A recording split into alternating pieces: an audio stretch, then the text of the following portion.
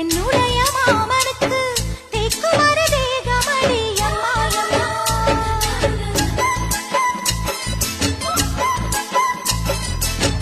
மாமன் பெற்ற பெண்ணுனக்கு மையெழுதும் கண் எதுக்கு என்னை வந்து கொல்லுதடி எம்மாயம்மா.